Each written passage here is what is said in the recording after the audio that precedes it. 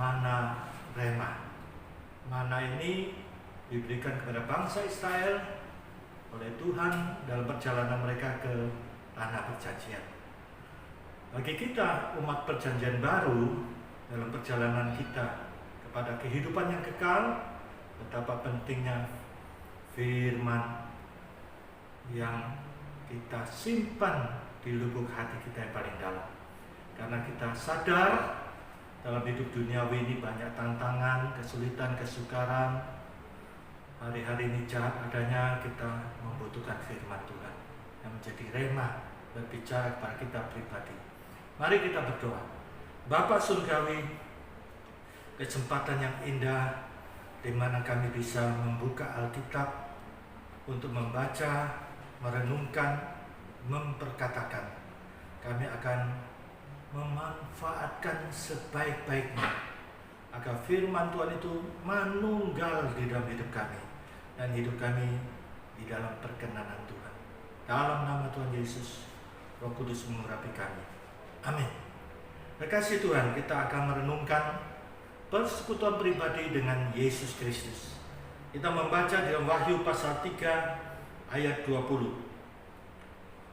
Yesus sendiri berkata, "Lihat, aku berdiri di muka pintu dan mengetok.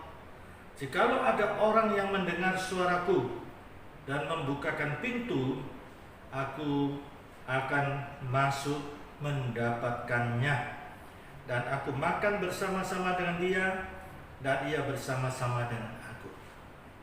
Kekasih Tuhan, kebenaran ini mengajarkan kepada kita kebenaran tentang persekutuan pribadi dengan Yesus Kristus. Yesus mengetok pintu, ini pintu hati kita. Ingat baik-baik, hati ini pusat manusia. Di dalam Amsal pasal 4 ayat 23 tertulis, "Jagalah hatimu dengan segala kewaspadaan, karena dari situ memancar kehidupan." Kekasih Tuhan, kata jaga itu mempunyai makna yang sangat dalam. Apalagi bagi seorang angkatan, seorang abri, pasti dia akan semaksimal untuk menjaga keamanan. Lihat sampai firman Tuhan katakan dengan tegas, dikatakan dengan segala kewaspadaan. Di sini menunjukkan betapa hati ini sangat penting untuk dijaga dengan segala kewaspadaan. Karena hati ini diciptakan Tuhan itu kodratnya itu memancar. Kalau hati kita tidak beres, pancarannya pasti tidak beres. Itu sebabnya di dalam iman Kristen, prinsip yang sangat penting, lahir baru ini. Lahir baru. Nah, untuk kita lahir baru, kita perlu menerima Yesus di dalam hati kita. Ini kekasih Tuhan. Yesus mengetok pintu supaya kita membuka pintu kehidupan kita ini. Yesus kan tidak mungkin melewati jendela. Ya pasti itu tidak bagus. Ya, kita saja kalau masuk rumah orang lewat jendela diteriakin maling. Yesus mengetuk pintu hati kita. Maka kita sebagai seorang yang mempunyai kehidupan ini, ingat firman Tuhan mengatakan setiap pribadi itu bertanggung jawab kepada Tuhan. Ketika kita menghadap Tuhan, setiap keberadaan kita ini, perkataan kita, pikiran kita, hati kita, perbuatan kita harus dipertanggungjawabkan di hadapan Tuhan. Tidak ada surga nunut, tidak ada. Setiap pribadi bertanggung jawab kepada Tuhan. Nah, kekasih Tuhan, di sini Yesus mengetuk pintu hati kita. Maka kita harus membuka pintu hati kita dengan mempersilahkan Yesus masuk. Mari Yesus, saya undang Yesus untuk masuk di dalam hati saya. Ini perlu ada satu pernyataan untuk mengundang Yesus masuk dalam hati kita. Karena kita yang ada dalam kehidupan kita ini sendiri. Nah, kekasih Tuhan, dengan kita mengundang Yesus masuk, menerima Yesus Sebagaimana Yohanes pasal 1 ayat 12. Kita yang percaya menerima Yesus di dalam hati kita, diberi hak untuk menjadi anak-anak Allah. Nah, di sini kita menerima Yesus dan kita bersekutu pribadi dengan Tuhan. Esensi iman Kristen adalah kita dipanggil, dipilih di dalam persekutuan pribadi dengan Yesus Kristus. Kita baca di dalam 1 Korintus pasal 1 ayat 9. Demikian firman Tuhan. Allah yang memanggil kamu kepada persekutuan dengan anaknya Yesus Kristus. Tuhan kita adalah setia. Nah, kekasih Tuhan kita setia. Di sini seringkali kita ini sakarepe dewe, merasa dirinya mungkin sudah pandai, merasa dirinya sudah pengalaman, sehingga menjalani kehidupan ini dengan kekuatannya sendiri, bukan kekuatan Tuhan. Akhirnya ia mengalami kepahitan demi kepahitan. Kekasih Tuhan, mari kita dipanggil dia bersekutuan dengan Yesus Kristus. Dan persekutuan pribadi ini sangat penting kalau kita memperhatikan di dalam Injil Matius pasal 6. Sebelum Yesus mengajarkan doa Bapa kami, ingat di dalam doa Bapa kami, di situ kekasih Tuhan, segala kebutuhan hidup kita sudah include di dalam doa Bapa kami. Dengan doa Bapa kami ini, Yesus mengajarkan supaya kita setiap hari datang. Bentuk doa Bapa kami ini present tense. Setiap hari menunjukkan bahwa kita sangat membutuhkan Bapa surgawi. Menunjukkan kerendahan hati kita perlu Tuhan. Lihat, sebelum doa Bapa kami ini, kita baca ayat 6. Doa Bapa kami ini ayat 9 ya, sampai dengan ayat 13. Ayat 6. Tetapi jika engkau berdoa, masuklah ke dalam kamarmu, tutuplah pintu, dan berdoalah kepada Bapamu yang ada di tempat tersembunyi, maka Bapamu yang melihat tersembunyi akan membalasnya kepadamu.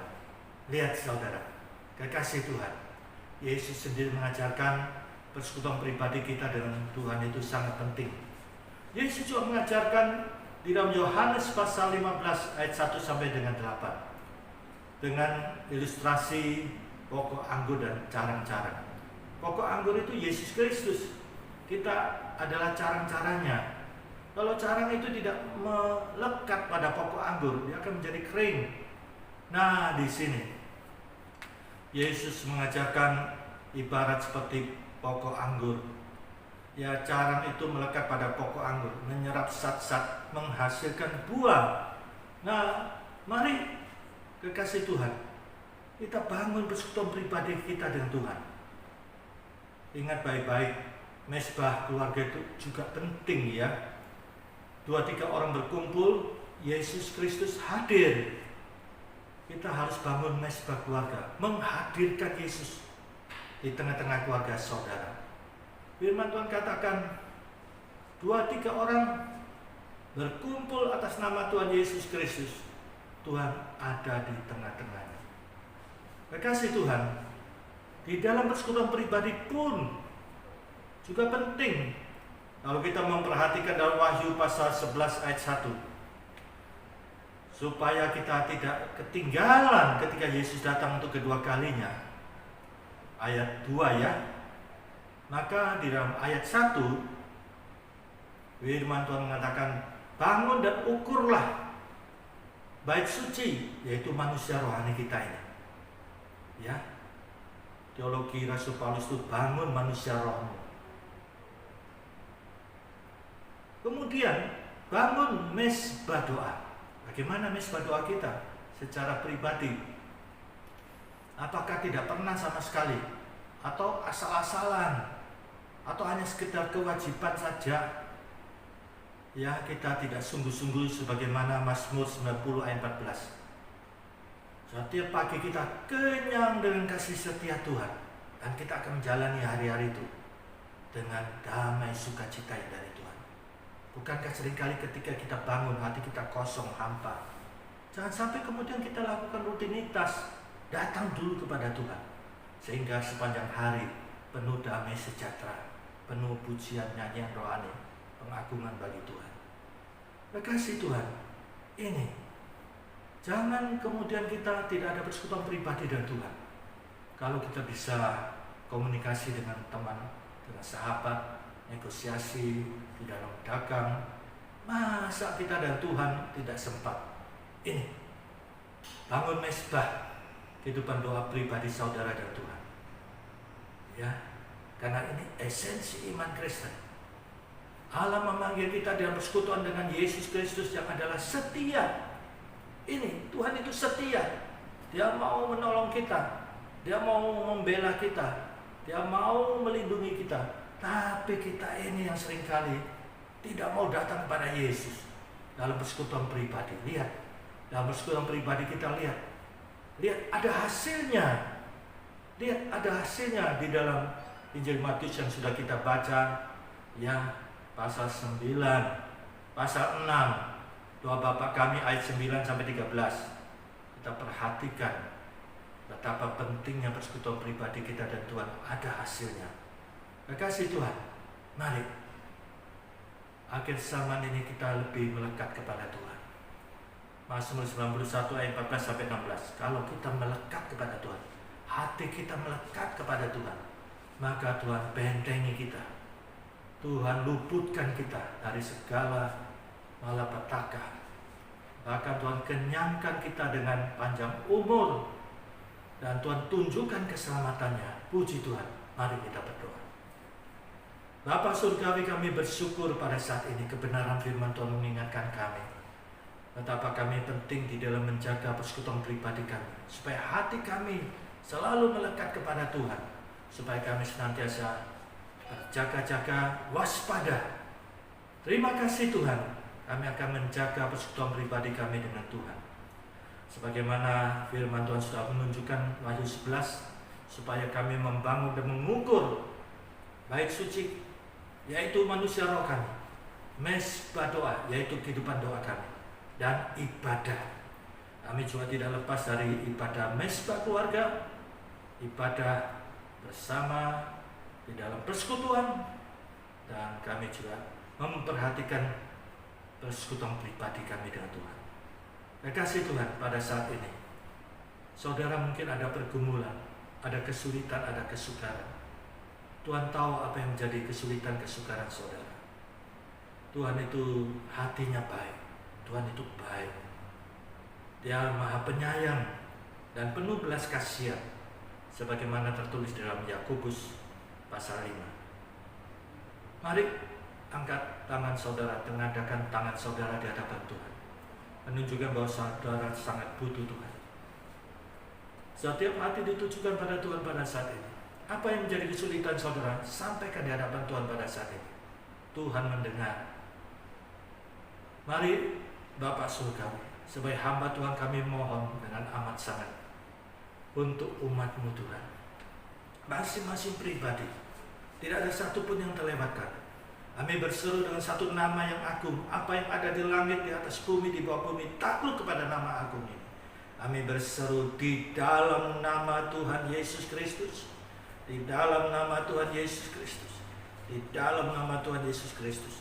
Kami percaya setiap pribadi yang mengimani Tuhan Yesus tidak berubah baik kemarin, hari ini, dan sampai selama-lamanya, dan mengimani tidak berdosa dalam perkataan, di dalam pikiran, di dalam hati, di dalam perbuatan. Kami percaya kuasa Tuhan dinyatakan, kasih Tuhan dinyatakan, pembelaan Tuhan dinyatakan, jawaban Tuhan dinyatakan. Segala puji syukur bagi Tuhan Yesus Kristus yang tidak berubah baik kemarin, hari ini, dan sampai selama-lamanya. Mari Tuhan berkati bangsa negara kami Indonesia, wabah ini bisa teratasi. Kami percaya kedaulatan Tuhan, hati Tuhan sangat baik, hati Tuhan penuh kasih. Tuhan tolong bangsa negara kami Indonesia. Indonesia diberkati Tuhan. Puji Tuhan. Kasih karunia Bapa surgawi, kasih Tuhan Yesus, dan persekutuan Roh Kudus menyertai saudara mulai sekarang ini sampai Maranatha. Tuhan Yesus datang kembali. Haleluya. Puji Tuhan. Amin. Haleluya, puji Tuhan.